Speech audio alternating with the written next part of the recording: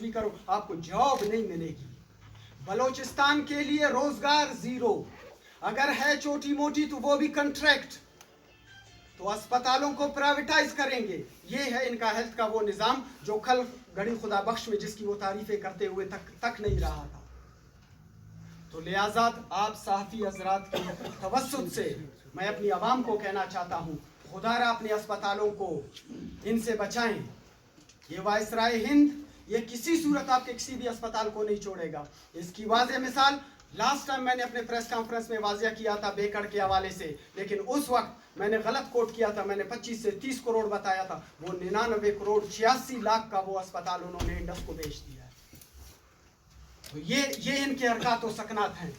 और जो general Dyer इन्होंने बिठाया हुआ है वो कहता है crush them, crush the young doctors, crush the GHA।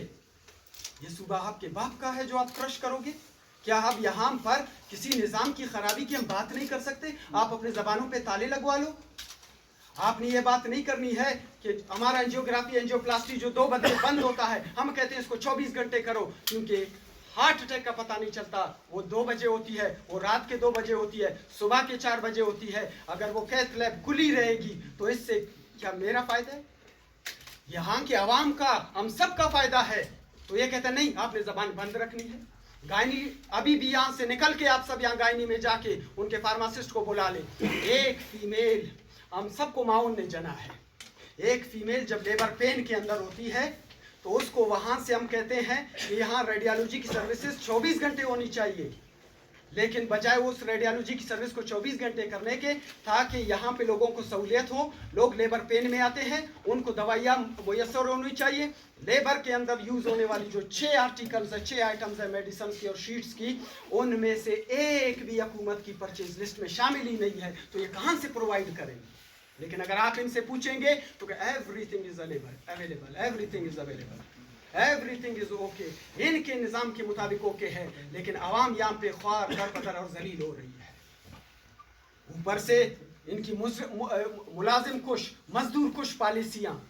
Sindh के अंदर रोटी कपड़ा और मकान पीपल्स पार्टी का नारा है, यहाँ पे प्राइवेटाइजेशन, कंट्रैक्ट और बेरोजगारी पीपल्स पार्टी का नारा है, क्योंकि स्टिकर चिपका के आपने वायसराय हिंद को बिठा दिया है। अगर हम बात करेंगे जबान पे ताले लग जाएंगे, अगर आप इत्तेजाज करोगे तो आपके ऊपर भारी पाबंदियां लग जाएंगी, आपके तंजीम को हम बैन कर देंगे। 1 दफा नहीं, 1 लाख दफा भी बैन लगा दो, लेकिन सच बात बोलेंगे, अपने लोगों के लिए उठेंगे और अपने अस्पतालों के लिए लड़ेंगे। और इन अस्पतालों में जो जो कमियां हैं ये आपको पूरा करना पड़ेगा। आप चाहे जिसके भी पीछे छुपेंगे, गवर्नमेंट को वाज़ेह अल्फाज में कहना चाहते हैं, आप जिस इदारे के भी पीछे छुपना चाहते हैं, आप जिस इदारे को भी पॉलिटिसाइज करना चाहते हैं, ये आपकी मर्जी है। हम अपने इदारों को बचाने का पूरा, हमारे पास आइन के मुताबिक, कानून के मुताबिक हमें पूरा इख्तियार है। आर्टिकल 16 हो, आर्टिकल 17 हो, right to form the unions, और आर्टिकल 16 हो कॉन्स्टिट्यूशन का टू राइट टू असेंबल, और आर्टिकल 15 हो राइट टू मूवमेंट। ये सारे, ये मुझे कॉन्स्टिट्यूशन जो है ना इसका हक देता है। लेकिन इसके बावजूद भी अगर हुकूमत किसी और इदारे के आड़ में छुप कर मुझ पे बैन लगाने की बात करती है तो ये उसकी खाम ख्याली होगी। उनकी कुर्सियां कच्ची है, फार्म 47 लेकर मैं नहीं आया हूं। फार्म 47 वालों की कुर्सियां कच्ची हैं, वो किसी वक्त भी उनकी टांगों के नीचे से सरक सकती हैं। हमारी डिग्रियां अल्हम्दुलिल्लाह हम सारी दुनिया में उसको दिखा सकते हैं, कहीं पे भी जा सकते हैं, वो डिग्रियां वेरीफाइड हैं। लेकिन आप लोग वेरीफाइड नहीं हो, और जो दूसरे सूबे से लाके जनरल डायर को बिठा दिया गया ताकि हम जो भी कहें ये कहेगा क्रश देम, ये कहेगा क्रश देम। सिर्फ सारा एक DC को बचाने के लिए जो है ना सारे निज़ाम को उलट पुलट कर रहे हैं।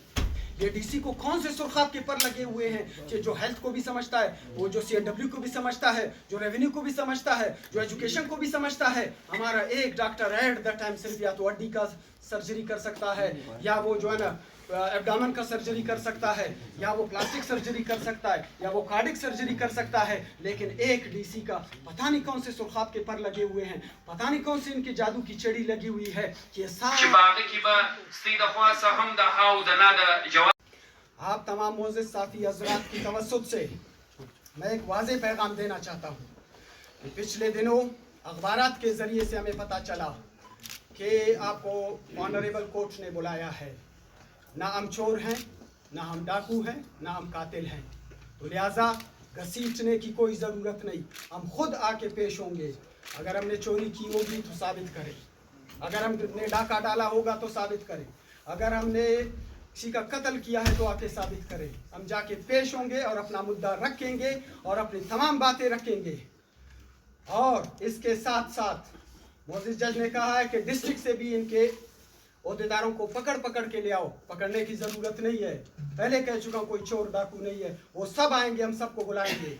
अब तक हमारे जिन डॉक्टर हजरात जो डिस्ट्रिक्ट में बैठकर हमने उनसे कहा था, हमारी रिक्वेस्ट पे बैठे थे, वो उनकी जिनकी तनख्वाहें बंद है, किसी के पिछले 3 महीने से, किसी के पिछले 6 महीने से और किसी के पिछले 1 साल से, वो वहाँ पे बैठ के बगैर तनख्वाहों की ड्यूटी कर रहे थे। अब मोअज़्ज़िज़ जज साहब ने कहा है कि वो अपने मसाइल मेरे पास लेकर आ जाएं। मैं उन तमाम डॉक्टर से कहूँगा कि वो कल अभी रात के वक्त जो दूर के डिस्ट्रिक्ट वाले हैं और जो करीब के डिस्ट्रिक्ट वाले वो अर्ली इन द मॉर्निंग निकले, कल शाम तक सारे कोयटा पहुँच जाएं। परसों हम कोर्ट जाएंगे और अपने सारे मसाइल उधर पेश करेंगे।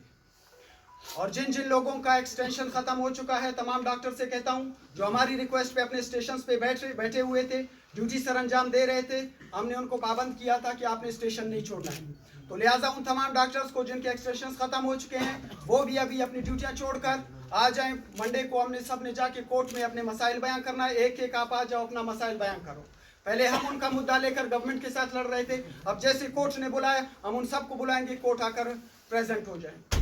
तमाम नर्सेज, पैरामेडिक, जिन के जो मसाइल है वो सब लेकर आ जाएं, सारे हम कोर्ट में ले जाएंगे, ऑनरेबल कोर्ट के सामने रख देंगे कि भाई ये हमारे मसाइल हैं, अब आप बात ये हल कर दें।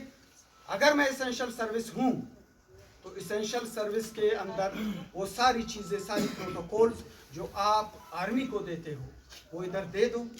डिस्ट्रिक्ट में जाओ, डॉक्टर के रहने की जगह वो डिस्ट्रिक्ट एडमिनिस्ट्रेशन डीसी की सरबराही में सारे कब्जा कर चुके हैं, सारा एक कब्जा माफिया बत्ता बैठा हुआ है, उन्होंने कब्जा किए।